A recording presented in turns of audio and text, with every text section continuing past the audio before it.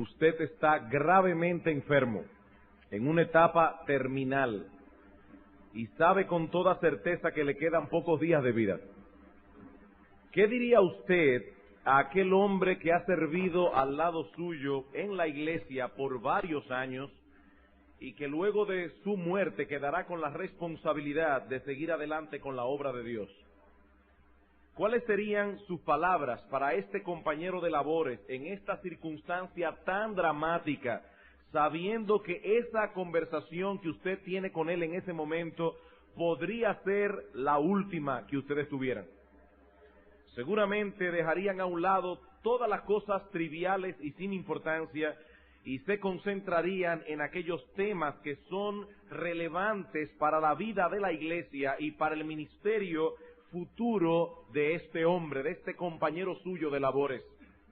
Hermanos, veamos en esta mañana cuáles fueron las palabras del apóstol Pablo dirigidas a uno de sus más íntimos colaboradores en una situación similar a la que hemos descrito. Segunda a Timoteo capítulo 4. Segunda a Timoteo capítulo 4, vamos a leer los versículos 1 al 6, pero quiero enfatizar el versículo 2. Te encarezco delante de Dios y del Señor Jesucristo, que juzgará a los vivos y a los muertos en su manifestación y en su reino, que prediques la palabra, que instes a tiempo y fuera de tiempo, redarguye, reprende, exhorta con toda paciencia y doctrina, porque vendrá tiempo cuando no sufrirán la sana doctrina, sino que teniendo comezón de oír, se amontonarán maestros conformes a sus propias concupiscencias, y apartarán de la verdad el oído, y se volverán al aseo, sobrio en todo, soporta las aflicciones, haz obra de evangelista, cumple tu... porque yo ya estoy para ser sacrificado, y el tiempo de mi partida está cercano. El apóstol Pablo sabía que le quedaba poco tiempo. Luego de casi 30 años de ministerio fructífero, este gran hombre de Dios podía decir con una limpia conciencia, versículo 7, he peleado la buena batalla, he acabado la carrera, he guardado la fe. Y ahora que estaba a punto de partir, su gran preocupación era el futuro de la obra de Dios en medio de las dificultades enormes que se estaban presentando en aquellos días. El emperador romano, Nerón, estaba cada vez más decidido a destruir a las falsas doctrinas seguían expandiéndose. Muchos habían apostatado de la fe. Este es el cuadro que Pablo tenía por delante en aquellos días cercanos a su partida.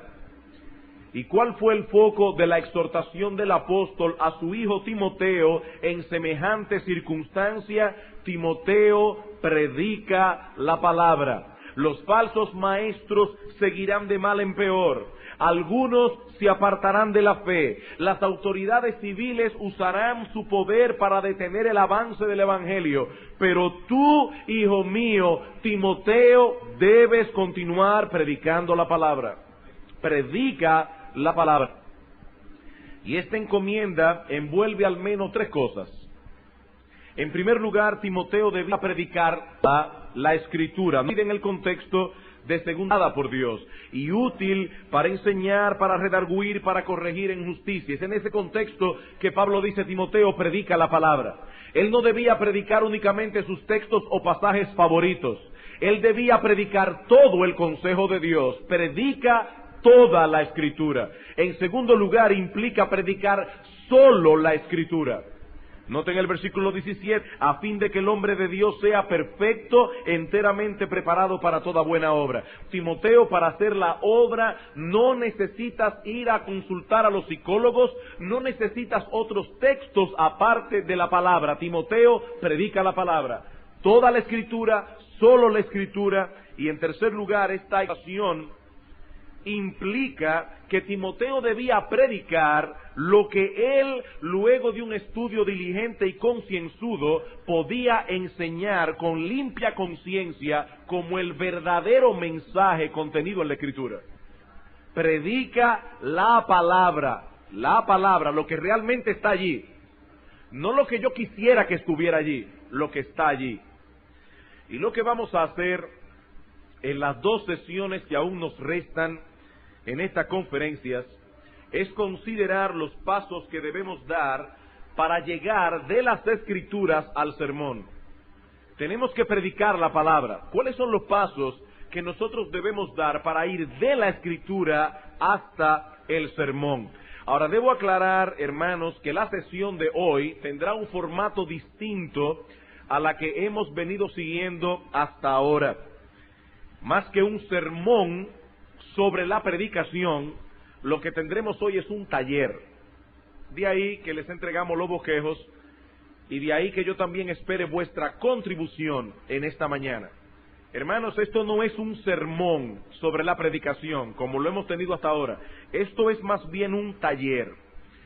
Un taller en el que deseo que todos participemos para el enriquecimiento de todos. ¿Cuáles son los pasos que debemos dar en la confección de un sermón? Bueno, en primer lugar, ustedes lo tienen allí en sus bosquejos. El primer paso es determinar hasta donde tal cosa nos sea humanamente posible el verdadero significado de la porción o porciones de las Escrituras que vamos a exponer. ¿Cuál es el primer paso? Determinar hasta donde tal cosa nos sea humanamente posible el verdadero significado de la porción o porciones de las Escrituras que vamos a exponer. Alguien dijo que la gran pregunta que nosotros debemos hacernos cuando iniciamos la preparación de un sermón es esta: ¿qué quería enseñar el Espíritu Santo mediante el autor sagrado cuando fueron escritas estas palabras? ¿Qué fue lo que quiso enseñar el Espíritu Santo? Hermanos, recordemos cuál es nuestra misión. Nosotros somos heraldos, somos embajadores del Dios Altísimo. No fuimos llamados a dar a nuestro auditorio nuestras ideas y opiniones personales de las cosas. Fuimos comisionados para entregar un mensaje que no es original en lo absoluto, sino que Dios nos lo ha dado a través de su palabra. Dice Sinclair Ferguson: el predicador crea el sermón, pero no crea el mensaje. Él crea el sermón, no el mensaje. Él más bien proclama y explica el mensaje que ha recibido a través del estudio de las Escrituras. Yo no invento el mensaje ya está aquí. Lo que yo tengo que hacer es desentrañarlo de aquí y a través de un sermón entregarlo a mi auditorio. Otro siervo de Dios dice: quien quiera que desee predicar un sermón bíblico debe ante todo, y hasta donde sea humanamente posible, descubrir el significado exacto del texto que se propone exponer. No lo que siempre había pensado que significaba, no lo que preferiría que significase, no lo que en la superficie parece significar, sino lo que significa realmente. Hermanos, yo no sé cuántos de ustedes les ha pasado, probablemente a muchos aquí si predican muy a menudo, que tienen una idea de algo que les preocupa y quieren predicar a la congregación y viene un pasaje de las Escrituras a la mente. Y cuando vamos al pasaje de la Escritura y nos adentramos en el pasaje y lo estudiamos usando todos los principios que vamos a exponer ahora, nos damos cuenta que ese texto no está hablando de lo que nosotros creíamos que hablaba. Y después de pasar horas y horas y horas estudiando un pasaje de las Escrituras, nos damos cuenta que no nos sirve para el propósito que teníamos en mente. Y tenemos que buscar otro texto, otro pasaje, o predicar el significado del texto que tenemos aquí y olvidarnos de la idea previa que teníamos preconcebida. Sigue diciendo este autor: no puede haber predicación bíblica si el texto no se toma con la máxima seriedad. Si el predicador se siente libre para prescindir de su texto, hay personas que dicen vamos a predicar de este texto y luego saltan como un trampolín a otra cosa que no tiene nada que ver con el texto. Si el predicador se siente libre para prescindir de su texto, si se permite torcer su significado con objeto de apoyar algún punto que quiere introducir, o si se contenta con derivar de él lecciones incidentales mientras ignora su contenido principal, debiera ese hombre abandonar toda pretensión de estar ocupado en la predicación bíblica. Hermanos, nosotros debemos desentrañar el verdadero significado del texto bíblico. Y para hacer esto, he aquí algunos principios generales que debemos tomar en consideración al enfrentarnos con la interpretación de las Escrituras. En primer lugar, debemos clamar a Dios que nos asista en el proceso de interpretación. Debemos clamar a Dios que nos asista en el proceso de interpretación. En otras palabras, debemos clamar por la iluminación del Espíritu Santo. Ahora, hermanos, iluminación no es lo mismo que inspiración. El Espíritu Santo inspiró a los autores divinos para escribir real y efectivamente la palabra infalible e inerrante de Dios. La iluminación es esa luz que el Señor nos da a través de la obra del Espíritu para poder desentrañar el significado del texto. Pero esta iluminación tiene mucho que ver con nuestra propia capacidad y los principios que nosotros empleemos para desentrañar el significado del texto. Ahora, hermanos, no vamos a repetir aquí todo lo que vimos ayer acerca de la oración. Solamente lo menciono aquí porque no quisiera que pusiéramos tanta atención a los principios que estaremos viendo hoy, que nos olvidemos que ninguna de estas cosas serán realmente útiles si no saturamos el proceso de confección de un sermón en oración. Tenemos que saturar el proceso en oración. Debemos orar de principio a fin. Note lo que dice el salmista rápidamente en el Salmo 119. Salmo 119, versículo 12. Bendito tú, oh Jehová, enséñame tus estatutos. Versículo 18, abre mis ojos y miraré las maravillas de tu ley. Versículo 26, te he manifestado mis caminos y me has respondido, enséñame tus estatutos, hazme entender el camino de tus mandamientos para que medite en tus maravillas. Versículo 33, enséñame, oh Jehová. Versículo 34, dame entendimiento. Versículo 35, guíame por la senda de tus mandamientos. Hermanos, ¿qué está haciendo el salmista aquí? Clamando a Dios, Señor, dame entendimiento, dame iluminación, enséñame cuál es el significado de este texto. En segundo lugar, debemos observar cuidadosamente el contexto. En segundo lugar, debemos observar cuidadosamente el contexto. Es ya famoso el dicho de que un texto fuera de contexto se convierte en ¿qué cosa? En un pretexto. Un texto fuera de contexto se convierte en un pretexto. Y son muchos los errores que se cometen en la interpretación de las Escrituras por no considerar con cuidado la conexión de una declaración con el resto del pasaje o incluso con el contenido general del libro que nosotros estamos exponiendo. Algunas veces se descuida esta conexión por la costumbre de predicar mayormente de textos cortos o de temas, más que de pasajes largos. Hay una costumbre muy fuerte de predicar solo de textos cortos o de temas y no de pasajes largos. Ahora, yo no estoy diciendo, hermanos, que la predicación textual de textos cortos o la predicación temática sea inapropiada en sí misma. No.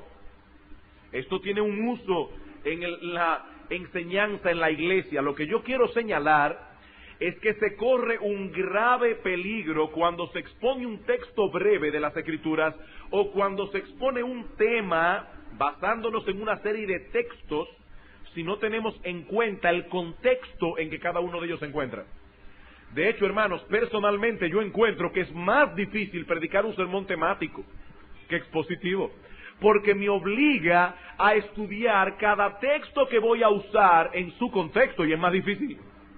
Es más difícil. Otra razón por la que algunas personas pasan por alto en el contexto es que somos mal guiados por las divisiones en capítulos y versículos que tenemos en nuestras versiones.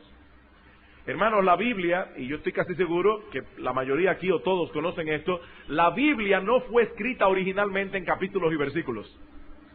Esta división vino luego como comodidad para buscar las referencias y el manejo de las Escrituras. La división en capítulos se hizo hace unos 7 siglos, y la división en versículos hace unos 4 siglos. Esto fue hecho, repito, para mayor conveniencia en la búsqueda de las referencias. Sin embargo, estas divisiones no son siempre acertadas. Y si no tenemos cuidado, perderemos detalles importantes en la interpretación del texto o pasaje que estamos considerando. Incluso podemos desviarnos, extraviarnos por completo en nuestra interpretación. Por eso decía Robertson que el primer paso en la interpretación es ignorar la división moderna en capítulos y versículos. Él decía, ignora eso. El hecho de que comience un nuevo capítulo en nuestras versiones no quiere decir que estamos delante de una nueva idea. Por eso es tan importante que observemos el contexto. Por un lado, el contexto más amplio, la carta en que se encuentra el pasaje o el texto. Por otro lado, el contexto más inmediato, lo que se encuentra inmediatamente antes e inmediatamente después de nuestro pasaje. Ahora, ahí yo quiero que ustedes participen en este ejercicio. Vamos por un momento, hermanos, a Isaías, capítulo 1. Isaías, capítulo 1, versículos 5 y 6. Isaías 1, versículos 5 y 6. Yo sé que va a ser difícil en algunos casos porque ustedes no tuvieron el tiempo de ver estos pasajes en todo el capítulo, pero quizás algunos aquí puede. Dice el profeta, todavía os revelaréis, toda cabeza está enferma y todo corazón doliente, desde la planta del pie hasta la cabeza sana, sino herida, hinchazón y pena bíblica. Los pecados,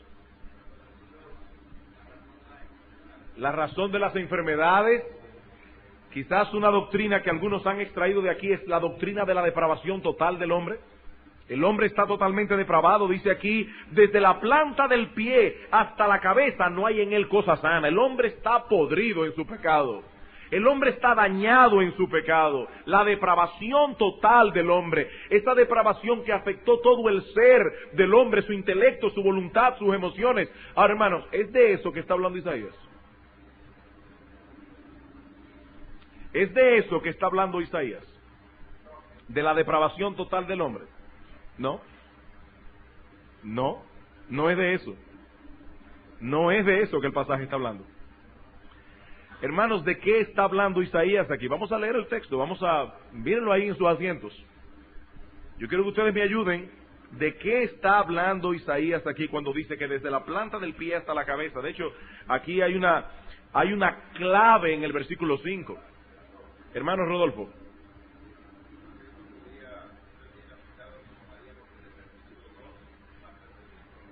Desde el versículo 2 hasta el 9, ¿de qué está hablando allí Dios? Un llamamiento a volverse a Dios. ¿Y cuál es, dentro de ese llamamiento a volverse a Dios, cuál es la idea del versículo 5 y 6, cuando dice que toda cabeza está enferma, todo corazón doliente? ¿Qué había pasado con la nación de Israel que llevó a la nación esta condición? ¿De qué está hablando el profeta aquí? Las 12 tribus que están destruidas.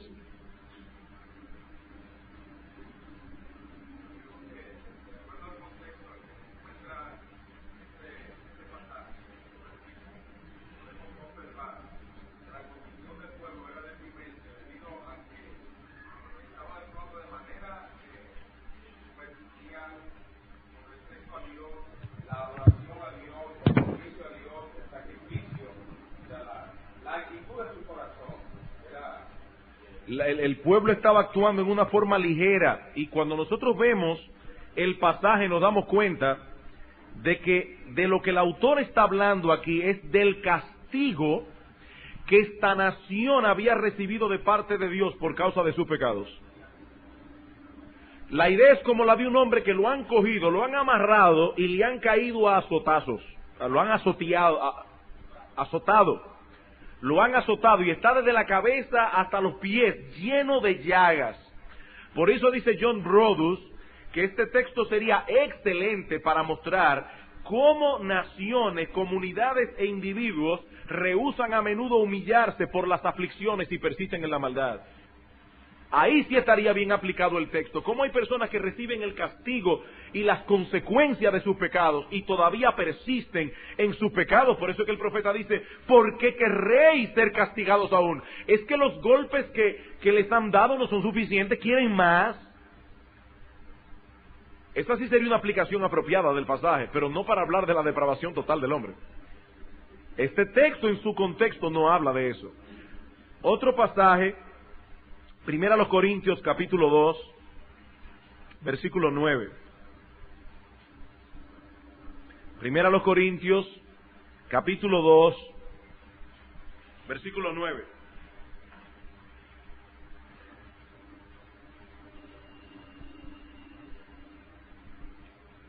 Antes bien, como está escrito, cosas que ojo no vio, ni oído oyó, ni han subido en corazón de hombre, son las que Dios ha preparado para los que le aman. Hermanos, este texto es tomado a menudo para predicar ¿de qué tema?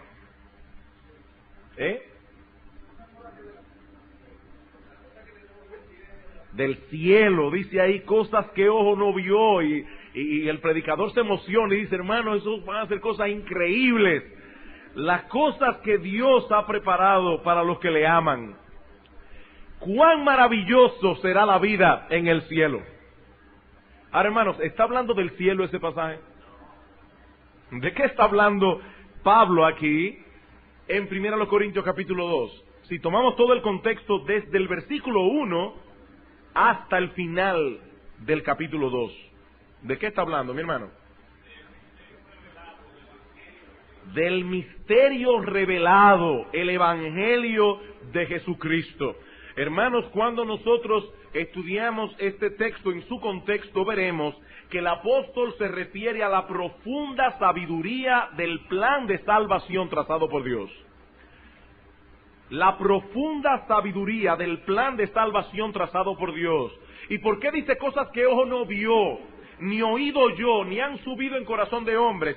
Porque ninguna mente humana hubiese podido concebir ese plan de salvación. Ninguna mente humana puede percibir por sí sola aquello que Dios nos reveló por medio de su Espíritu a través de su palabra. Estas son cosas que ojo no vio, ni oído oyó. Y este es un pasaje importantísimo en una época como la nuestra, donde se le insiste al hombre, la verdad está dentro de ti. Y solo tienes que mirar dentro de ti para descubrir la verdad.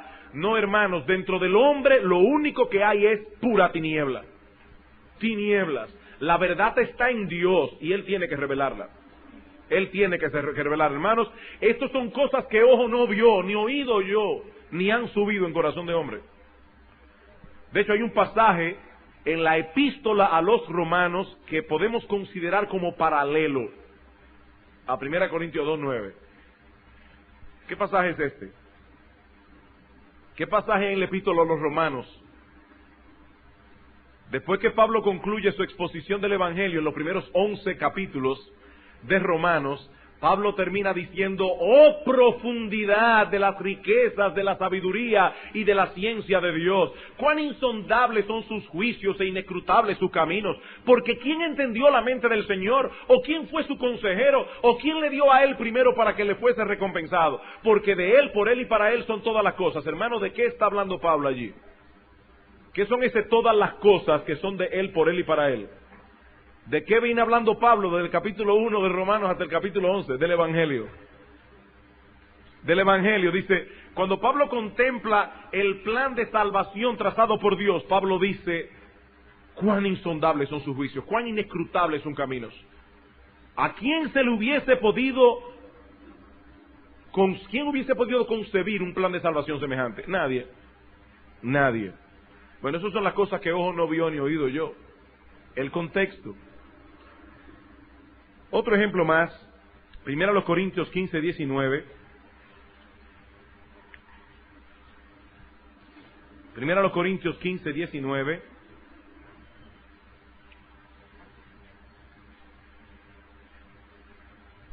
Yo recuerdo en mis primeros días de convertido que se apareció en mi casa un testigo de Jehová. Y me llevó a este texto.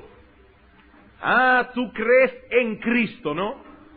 Mira lo que dice Pablo aquí: si en esta vida solamente esperamos en Cristo, somos los más dignos de conmiseración de todos los hombres. Yo no había leído mucho de la Biblia, era mis primeros días de convertido, pero le doy muchas gracias al Señor que la iglesia donde yo me convertí, el misionero que predicaba la palabra usualmente allí, nos enseñó a mirar cada texto en su contexto, desde el principio. Y yo le dije a este testigo de Jehová: espérate, léeme los versículos que están antes y los que están después. No, me dice él, no, vamos a ver lo que dice ahí. Digo, no, léeme los versículos antes y los que están después. Hermanos, cuando nosotros leemos este texto en su contexto, damos cuenta que el apóstol Pablo está hablando allí de la resurrección de Cristo. Y está rebatiendo de manera particular a algunos que estaban negando la resurrección. Versículo: si se predica de Cristo que resucitó de los muertos, ¿cómo dicen algunos entre vosotros que no hay resurrección de muertos? Y ahora Pablo parte de esta premisa y dice: porque si no hay resurrección de muertos, tampoco Cristo resucitó. Y si Cristo no resucitó, vana es entonces nuestra predicación, vana es nuestra fe, y somos hallados falsos testigos, etcétera. Porque si los muertos no resucitan, tampoco Cristo resucitó. Y si Cristo... Son suposiciones. Hay muchos sí subjuntivos allí.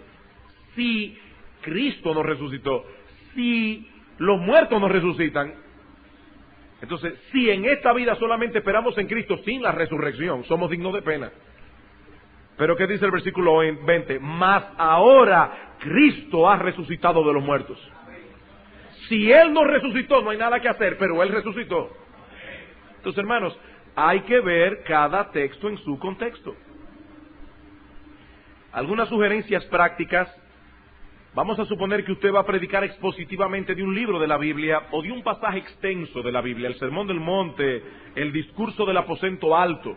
Es apropiado que leamos el libro o el discurso repetidamente, para tomar una idea del conjunto. Y luego de las divisiones naturales del pasaje completo. Y si se trata de un texto breve, debemos asegurarnos de que estamos interpretándolo a la luz de su unidad inmediata, dentro del contexto al que pertenece. Y lo mismo debemos hacer cuando exponemos un tema. Debemos asegurarnos de que los textos que vamos a exponer o vamos a usar, en realidad hablan de lo que nosotros creemos que hablan. Segundo principio que ustedes tienen allí en sus bosquejos: debemos poner atención cuidadosa a la gramática. Debemos poner atención cuidadosa a la gramática. La gramática es la relación de palabras y frases entre sí. Hermanos, no nos sirve de nada entender las palabras que componen una oración si no podemos captar el significado de la oración misma. La oración tiene un significado, me dice algo. Y es a través del estudio gramatical que llegamos a la comprensión del mensaje contenido en esta oración, en ese texto, en ese pasaje. Vamos a suponer que yo digo: estoy agotado y triste. Punto. Ayer salí para Puerto Plata a las 10 de la mañana, pero llegué 6 horas más tarde, porque me detuve en Bonao, y luego en La Vega, y luego en Santiago, aparte de que se me sobrecalentó el radiador, y tuve que detenerme para resolver el problema, punto. No pude hacer la diligencia que estaba supuesto a realizar allí, punto. Hay 3 oraciones allí. Ahora, si yo tomo, estoy agotado y triste, y comienzo a dar una serie sobre la depresión y sobre la tristeza, no, pero es que esa oración, estoy agotado y triste, tiene que ver con algo que sigue diciendo. Estoy agotado y triste por lo que me sucedió de que fui a Puerto Plata, tenía una idea en mi mente, tardé horas en llegar y finalmente no resolví nada. Hermanos, ¿qué es lo que esta oración transmite? ¿Cuál es el significado de esta oración? De este párrafo completo. ¿Qué es lo que está transmitiendo?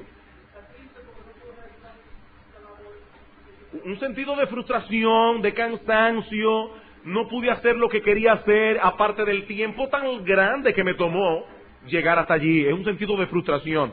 Hermano, cuando estudiamos la Escritura, debemos notar esta relación que existe entre las oraciones y las frases y palabras contenidas allí, porque el entendimiento de ello me irá guiando al significado del texto, al mensaje allí contenido. Dice John Brodus: hágase lo posible por determinar el sentido preciso de cada palabra y frase usada en el texto.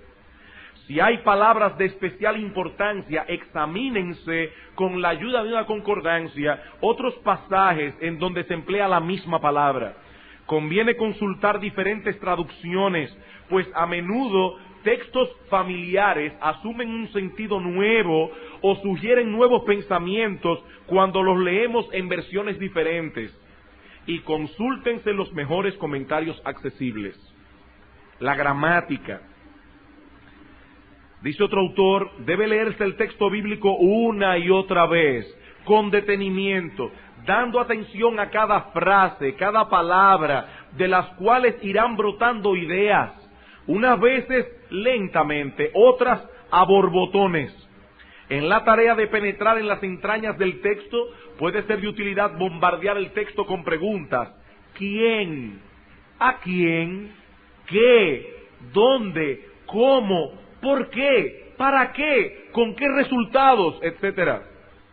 Mientras vamos leyendo, vamos haciendo todas estas preguntas y vamos asociando ideas, frases, oraciones con el todo. Vamos a dar un ejemplo. Romanos, capítulo 1.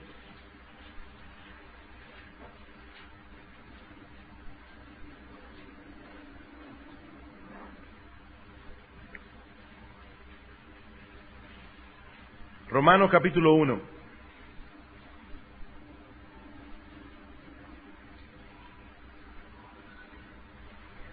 Ya veo que el tiempo está en contra nuestra. Voy a tener que... sí, yo sé que comenzamos más tarde, pero de todas maneras estoy muy lejos del material. Romanos capítulo 1. Hermano, ustedes van a tener que confiar en mí en algunas cosas, porque quiero detenerme más bien en una parte del pasaje.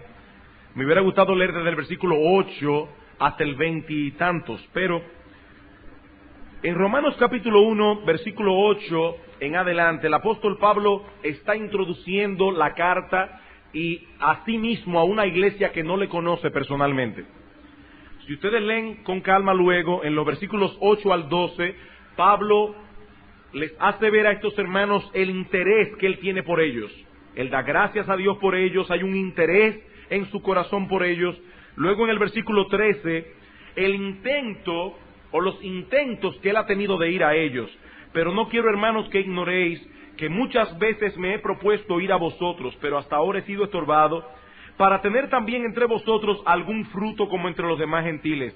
A griegos y a no griegos, a sabios y a no sabios, soy deudor. Así que en cuanto a mí, pronto estoy a anunciaros el evangelio también a vosotros que estáis en Roma. Porque no me avergüenzo del evangelio, porque es poder de Dios para salvación a todo aquel que cree, al judío primeramente y también al griego, porque en el evangelio la justicia de Dios se revela por fe y para fe, como está escrito, mas el justo por la fe vivirá, porque la ira de Dios se revela desde el cielo contra toda impiedad e injusticia de los hombres que detienen con injusticia la verdad, porque lo que de Dios se conoce les es manifiesto, pues Dios se lo manifestó, porque las cosas invisibles de Él, su eterno poder y deidad, se hacen claramente visibles desde la creación del mundo, siendo entendidas por medio de las cosas hechas, de modo que no tienen excusa, etcétera, etcétera. Y ustedes conocen el resto del pasaje. Hermanos, ¿cuál es el flujo de pensamiento que tenemos aquí? ¿Cuál es el flujo de pensamiento?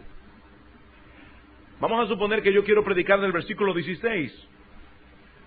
Yo estoy seguro que la mayoría aquí ha predicado alguna vez de Romanos 1:16 o de Romanos 1:17. Pero ¿cuál es el flujo de pensamiento que hay aquí en todo el texto que hemos leído? Mi hermano aquí levantó la mano, aquí detrás.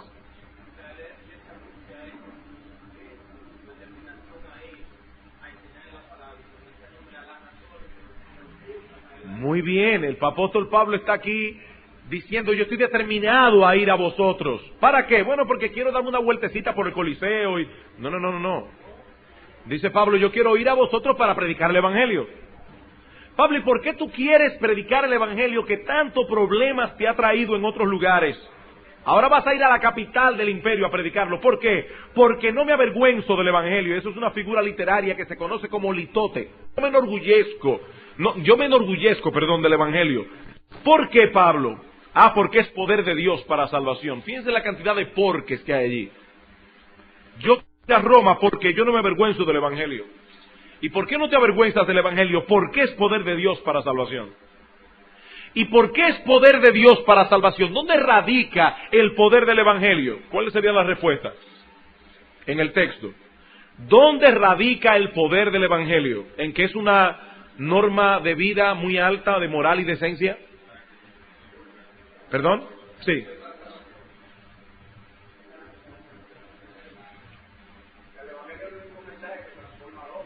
Porque el Evangelio es el único mensaje que transforma al hombre. Josué iba a decir algo.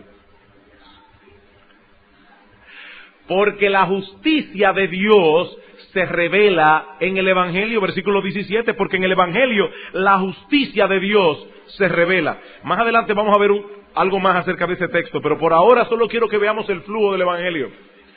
Pablo, ¿y por qué nosotros necesitamos de esa justicia de Dios? Porque la ira de Dios está sobre el hombre por causa de haber detenido con injusticia la verdad. Hermanos, hay un flujo de pensamiento aquí. Porque. El apóstol Pablo no estaba hablando de una cosa y de repente el Espíritu lo enviaba a hablar de otra. No. Él tenía una idea clara de a dónde iba. Y su proceso de razonamiento, su proceso de pensamiento es sumamente lógico. Sumamente lógico. Y hermanos, la comprensión de ese flujo de pensamientos es importante para interpretar adecuadamente cada una de las porciones subordinadas contenidas allí, en este pasaje. Así que ya fuésemos a predicar de toda la porción o de algún versículo en particular del pasaje. Por ejemplo, usted va a predicar del versículo 16 o va a predicar del versículo 17 o va a dar una serie sobre la ira de Dios en el versículo 18.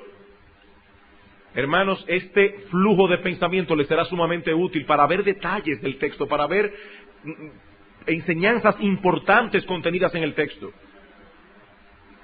De hecho, hermanos, algo de aplicación práctica para nosotros hoy. ¿Cuál es el punto de partida de Pablo cuando él va a predicar el Evangelio? Según el texto, ¿el amor de Dios o la ira de Dios? La ira de Dios. ¿Cuál es el énfasis moderno de la predicación del Evangelio? Dios te ama y tiene un plan maravilloso para ti. Así no es que Pablo comienza su exposición del Evangelio. Pablo comienza diciendo, tú eres transgresor, has violado la ley de Dios, estás condenado, tú necesitas el Evangelio. El amor de Dios no se entiende en su verdadera magnitud hasta que yo no comprendo la condición en que se encuentra el hombre por causa de sus pecados. El punto de partida de Pablo, según Romanos, es la ira de Dios, no el amor de Dios. No el amor de Dios. Entonces, hermanos, es importante. Yo tenía otro ejemplo aquí. Sí. Quizá en el tiempo de pregunta y respuesta podemos usarlo para dar otros ejemplos. Para dar un segundo. Bueno, vamos a ver hasta dónde llegamos. Exacto, vamos a ver hasta dónde llegamos. Hermanos, no olviden cuando estamos viendo la gramática, poner atención a las palabras y frases claves que encontramos en el camino. Por ejemplo, ¿cuál es una frase clave en el pasaje que nosotros acabamos de leer en Romanos? Clave. No solo del texto, de la epístola de Romanos completa y de todo el Nuevo Testamento. El Evangelio, una frase del texto. El justo por la fe vivirá. La justicia de Dios. Si nosotros no entendemos frase, la justicia de Dios, No solo perdemos Romanos entero, perdemos todo el Evangelio. Todo el Evangelio. Ahora, vamos a llegar allí dentro de un momento. Voy a dejarlo en suspenso. Cuarto principio.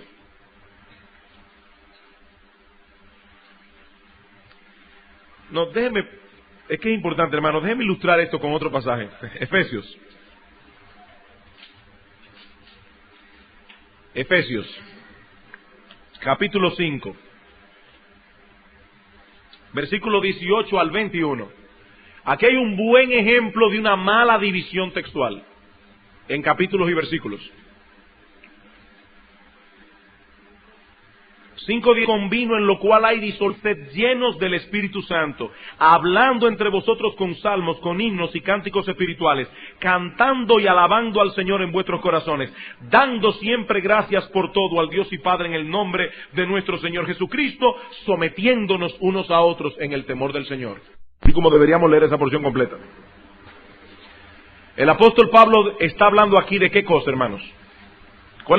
¿Cuál es la exhortación o el mandamiento principal?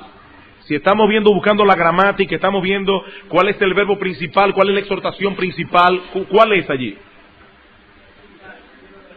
Sed lleno del Espíritu Santo. Hay una orden allí, sed lleno del Espíritu Santo. Pero cuando yo sigo leyendo el texto me doy cuenta de lo que sucede. Una persona que está siendo llena o controlada, esta palabra lleno de, si vamos a ver cada palabra, las palabras claves aquí, es controlado por ejemplo, en la misma escritura dice, los discípulos se llenaron de temor. ¿Qué significa eso? Estaban siendo controlados por el temor. O cuando dice en la otra parte de la Biblia que estaban llenos de ira. ¿Qué significa eso? Estaban siendo controlados por la ira. Bueno, dice aquí, sed llenos del Espíritu Santo. Persona que está llena del Espíritu Santo, hermanos, y esto lo digo con cuidado. No es mi intención ser ofensivo, pero esto es muy importante. Hay personas que entienden que ser lleno del Espíritu Santo es estar fuera de sí. Y es exactamente todo lo contrario, es estar bien controlado. Bien controlado. Dice el apóstol Pablo, no nos ha dado Dios espíritu de cobardía, sino de poder, de amor y de ¿qué? De dominio propio. El hombre que está lleno del Espíritu está controlado, no fuera de sí. ¿Y cómo se va a manifestar en la vida de este hombre la llenura del Espíritu Santo? Dice, hablando entre vosotros con salmos, con himnos y cánticos espirituales, cantando y alabando al Señor en vuestros corazones, dando siempre gracias por todo al Dios y Padre en el nombre del Señor y sometiéndonos unos a otros en el temor del Señor. Son varios participios que hay aquí, aunque la Reina Valera traduce someteos unos a otros, en realidad es un participio sometiéndonos unos a otros, cantando, alabando, dando gracias, sometiéndonos unos a otros. Hermanos, cuando vemos este texto con la gramática, inclusive hasta el bosquejo va fluyendo solo. En algunos pasajes, en otros no es tan fácil, pero en un pasaje como este, el bosquejo, la estructura del sermón va a fluir. Va a fluir. Ahora, debo ser honesto. Hay muy buenos comentaristas que opinan, muy buenos, que el versículo 21 no debe ser conectado con lo que le antecede, sino con lo que le precede, o sea, con lo que le sigue. Y dice que más bien deberíamos traducir, dando siempre gracias por todo al Dios y Padre, en el nombre de nuestro Señor Jesucristo, punto. Y ahora Pablo va a hablar del orden en el hogar, sometiéndonos unos a otros, las casadas lo estén a sus maridos. Es probable, Hodge, que es un buen comentarista, entiende que este versículo 21 va más bien conectado con lo que sigue. Particularmente yo entiendo que está conectado con lo anterior, y ahí hay buenos comentaristas como Hendrickson, Lenski y otros que apoyan este punto de vista, pero el punto no elimina, simplemente doy el detalle porque quiero ser honesto con la interpretación del texto, pero no elimina el punto que estamos tratando de hacer. La gramática es importantísima. Cómo se relacionan las palabras, las frases, las oraciones con el todo. Hermanos, la Biblia no son un montón de frases inconexas. No son un montón de frases inconexas. La gramática es importante. Cuando encontremos un porque, para, por tanto, pues, todo eso me está conectando una secuencia de pensamientos. Cuarto principio. Ningún texto debe ser interpretado de tal modo que contradiga las enseñanzas claras del conjunto de las Escrituras. Ningún texto debe ser interpretado de tal modo que contradiga las enseñanzas claras del conjunto de las Escrituras. Hermanos, ¿cuántos autores humanos se conjugaron en la creación, si se puede llamar así, de la Biblia, de la palabra de Dios? ¿Cuántos autores humanos? Unos cuantos. 40 autores más o menos. Hay ciertos libros que no se sabe si lo escribió fulano, pero unos 40 autores. Sin embargo, a la larga, la Biblia tiene un solo autor. ¿Quién es? Dios, un solo autor. Ese autor es perfecto y totalmente congruente, y por lo tanto nunca se contradice a sí mismo. Si en nuestra interpretación estamos echando por tierra enseñanzas claras del conjunto de las Escrituras, es obvio que mi interpretación es incorrecta. Mi interpretación, no es que hay una incongruencia en la Biblia. Mi interpretación es incorrecta. Y aquí, hermanos, la teología sistemática juega un papel de gran importancia en la interpretación de las Escrituras.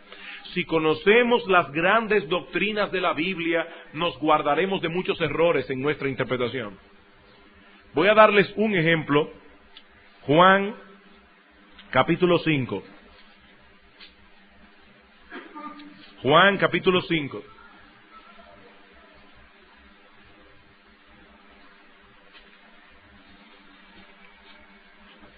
Versículo 28. No os maravilléis de esto, porque vendrá hora cuando todos los que están en los sepulcros oirán su voz, y los que hicieron lo bueno saldrán a resurrección de vida, mas los que hicieron lo malo a resurrección de condenación. ¿Está claro aquí que la salvación es por obras? Los que hicieron lo bueno salen a resurrección de vida, los que hicieron lo malo salen a resurrección de condenación. Está clarísimo. Solo que eso contradice todo lo que el Nuevo Testamento enseña acerca de la salvación por gracia por medio de la fe. Por gracia sois salvos por medio de la fe, y esto no de vosotros porque es un don de Dios, no por obras para que nadie se gloríe. Si en mi interpretación de la Escritura yo llego a la conclusión de que ese pasaje está enseñando salvación por obras, no es que el pasaje esté enseñando salvación por obras, es que yo estoy equivocado. Soy yo que estoy equivocado, no la Biblia. Hermanos, en el día del juicio, ¿por qué seremos conocidos? Por nuestros frutos. Mateo capítulo 7, versículo 20,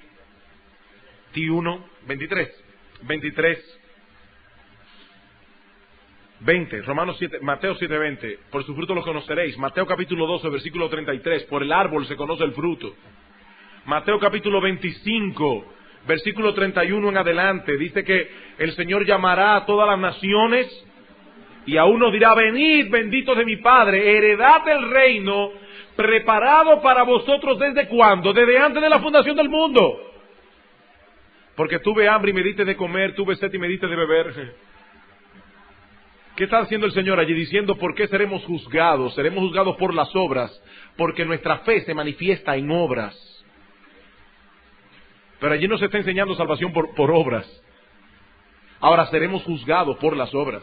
Son las obras las que evidencian la fe. Santiago, capítulo 2. Tú dices que tienes fe, muéstramela por tus obras.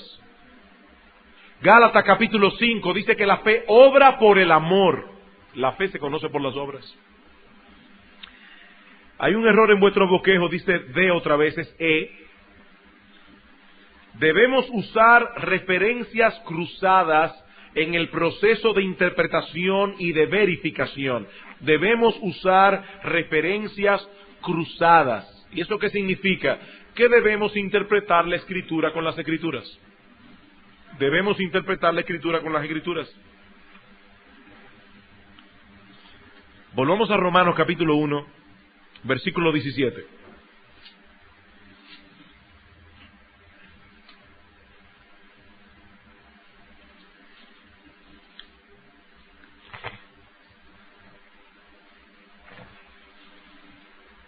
Porque en el Evangelio la justicia de Dios se revela por fe y para fe, como está escrito: mas el justo por la fe vivirá.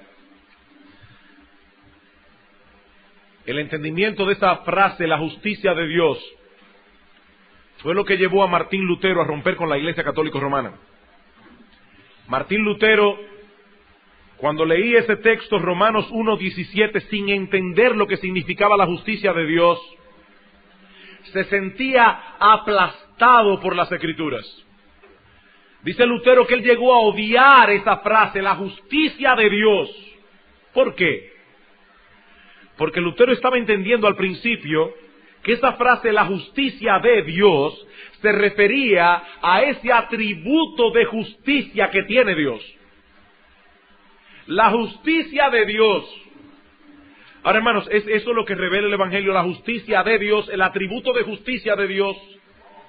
¿Qué significa esa frase, la justicia de Dios? La justicia que tiene Dios. Si eso fuera lo que el Evangelio revelara, el Evangelio no sería una buena noticia. Porque ciertamente Dios es justo, infinitamente justo, y nosotros somos pecadores, y por más que nos esforcemos, no podremos nunca llenar la medida de lo que la justicia de Dios exige, nunca. ¿Qué significa entonces la justicia de Dios? Sí, mi hermano. La justicia que Dios pone en la cuenta de aquellos que no tienen justicia, la justicia que Dios imparte, la justicia que Dios otorga gratis al pecador. Eso es lo que el Evangelio revela. ¿Cómo un hombre que no tiene justicia puede ser declarado justo delante del tribunal de Dios? Esto es lo que el Evangelio revela. No tenemos el tiempo aquí, pero con referencias cruzadas podemos ver más claramente el significado de esta frase. Salmo 98, versículos 1 y 2. Cantad a Jehová cántico nuevo, porque ha hecho maravillas, su diestra lo ha salvado y su santo brazo. Jehová ha hecho notoria su salvación, a vista de las naciones ha descubierto su justicia. Recuerden, hermanos, que los poemas en hebreo no tenían rima de sonido, sino de ideas. Y aquí nosotros tenemos una idea sinónima en el versículo 2. ¿Con qué se equipara allí la palabra justicia en el versículo 2? ¿Con qué se equipara? ¿Con qué palabra? Con la palabra salvación. Jehová ha hecho notoria su salvación, a vista de las naciones ha descubierto su justicia. Esta justicia de Dios es la salvación de Dios. Isaías capítulo 46.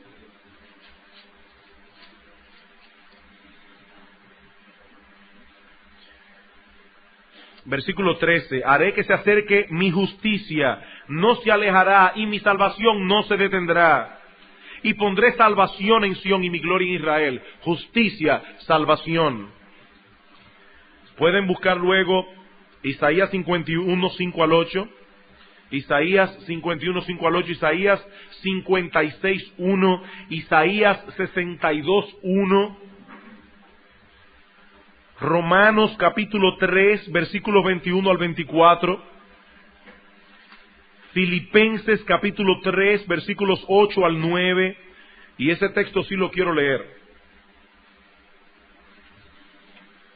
Pablo viene hablando de lo que era su currículum, cuando él era un fiel judío, fariseo.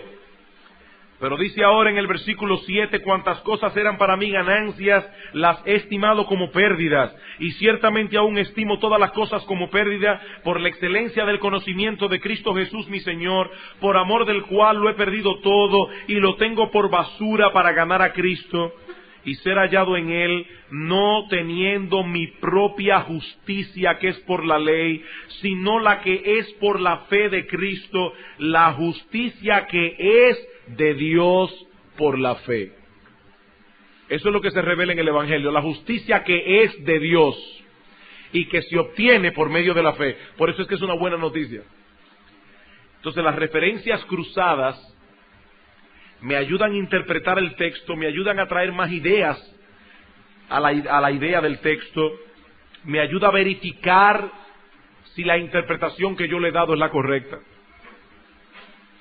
Finalmente, hermanos, en cuanto a este punto, debemos hacer uso de los mejores instrumentos que tengamos a la mano. Debemos hacer uso de los mejores instrumentos que tengamos a la mano. Hermanos, aquí quiero ser cuidadoso. Yo vuelvo y repito, yo estoy consciente de que muchos no tienen la posibilidad económica de hacerse de buenos libros, de buenas ayudas, pero este es un punto que no por eso debe dejar de ser mencionado. Hay buenas ayudas que nosotros como pastores debemos tratar de conseguir, en la medida de nuestras posibilidades. ¿Cuáles son esas ayudas?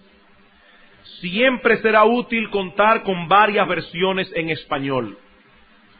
Siempre será útil contar con varias versiones en español, sobre todo si son buenas versiones. Porque, hermanos, hay versiones que son muy malas. No son buenas traducciones. Pero si nosotros tenemos la Reina Valera de los 60, tenemos la Reina Valera del 77, la Biblia de las Américas es una versión excelente, probablemente la mejor que hay en español. La mejor que hay en español. ¿No? ¿Es así? No porque el pastor Piñero esté aquí que use esa versión, pero definitivamente la Biblia de las Américas es muy buena, no solamente porque la traducción es la más literal que se puede conseguir en español, sino porque inclusive cuando hay que dar giros idiomáticos, la versión de las Américas usualmente se cuida de poner alguna nota al pie que aclare todavía más cuál es el significado literal de la palabra o de la frase. Entonces, hermanos, cuando nosotros tenemos esas versiones por delante, y hay algunas buenas versiones católicas también, algunas buenas versiones, por ejemplo, la versión de Jerusalén, la Biblia de Jerusalén, sobre todo en el Nuevo Testamento. En el Antiguo tiene cosas muy fuertes. Hay una mente muy liberal detrás de esa traducción, pero sobre todo en el Nuevo Testamento. La Nácar y Colunga es una buena versión católica que se puede utilizar, siempre y cuando usted deseche los libros apócrifos. No vaya el domingo que viene a predicar de Primera de Macabeos, o de Tobías, o de Daniel capítulo 13. Vamos a ver, hermanos, esta mañana la historia de Susana y el viejo. Eso es otra cosa, pero estas versiones católicas también son útiles, y cuando nosotros tenemos, yo a veces recurro a estas versiones cuando no estoy muy seguro de ciertas cosas en cuanto a la traducción. A veces encuentro muy buena traducción en alguna versión católica. Pero, hermanos, hay versiones evangélicas protestantes que no son buenas, hay versiones católicas que no son buenas. La versión latinoamericana no es buena. Dios habla hoy no es una buena traducción. No es una buena traducción. Se dan muchas libertades para tomar términos teológicos cruciales y le dan unos giros rarísimos. Otra ayuda indudable es el conocimiento de las lenguas originales. Ahora, aquí otra vez, tristemente, sobre todo en países como los nuestros, no todos los pastores, de hecho, un mínimo de pastores tienen la ventaja de poder leer por lo menos el griego. Por lo menos el griego. Pero, hermanos, hay buenos libros autodidactas que nos pueden dar por lo menos una idea de ciertas cosas, como estos libros de Irene Folks son bastante buenos. Hay algunos que ya yo ni sé por dónde andamos. Ahí tenía que pedirle ayuda al pastor Salvador, al pastor Bater, al pastor Piñero, que bregan con libros más de lo que yo brego, con cosas nuevas que han salido de recursos autodidactas para aprender el griego. Pero si usted tiene la oportunidad de poder ver la Biblia en su idioma original, es indudablemente lo mejor que puede tener. Es bueno tener un conocimiento del fondo histórico y literario. Allí ayudan muchos las introducciones al Antiguo Testamento, al Nuevo Testamento, la de Schultz al Antiguo Testamento, Edward Young, la de Harrison en el Nuevo Testamento, la de Tenney en el Nuevo Testamento. Son libros que se encuentran en español. Usted va a predicar de una carta del apóstol Pablo. Qué bueno es tener un trasfondo histórico. tener un trasfondo de la historia, de los usos y costumbres bíblicos. Hay un buen libro de Edersheim, Alfred Edersheim, que se llama, creo que son Costumbres de los Tiempos Bíblicos, algo así. Los tiempos y los días de Jesús el Mesías, creo que está en español. Sí, creo que es muy caro. Y creo que en español son 2 tomos. Pero hermanos, son excelentes para poder tener una idea de ciertas cosas. Buenos diccionarios. Está el de Caribe, está el de CLIE. Hay uno nuevo que tiraron ahora recientemente, que el editor es Alfonso Locuar.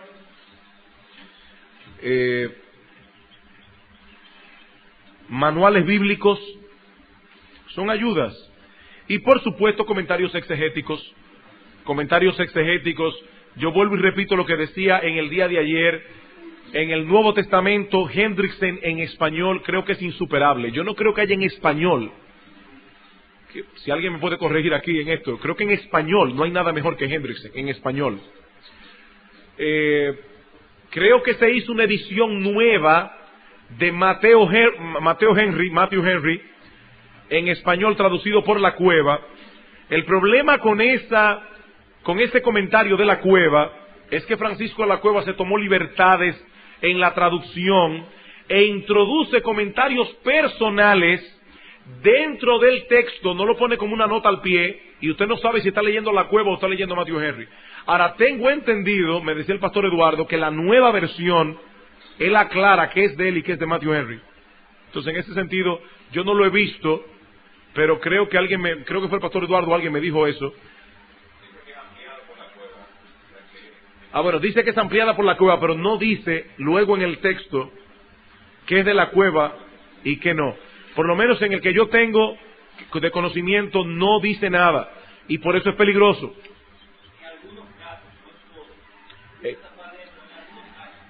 Pero Matthew Henry tiene muy bueno que bosqueja cada capítulo y es de mucha ayuda en ese sentido. Bueno, hermanos, yo creo que nosotros debemos parar aquí. Estamos en el primer punto. Estos son algunos principios generales de hermenéutica que nos ayudarán a desentrañar el verdadero significado del pasaje de las Escrituras que estamos estudiando. Pero hermanos, una vez hemos hecho esto, estamos ¿dónde? En la mitad del camino. En la mitad del camino. Usted no puede pararse en el púlpito con sus notas exegéticas. Versículo 1. La palabra aquí significa esto, aquello. Bueno, versículo 2 ahora. No. Eso no es un sermón, eso es un comentario bíblico ambulante. Y nosotros no fuimos llamados a hacer mensajes bíblicos ambulantes, tenemos que predicar un sermón. Cuando hicimos la exégesis del pasaje y hemos desentrañado el significado del texto, estamos en la mitad del camino. ¿Qué debemos hacer ahora? Yo voy a seguir las recomendaciones del pastor Eduardo, y en el tiempo de preguntas y respuestas vamos a tomar un momento para completar este material.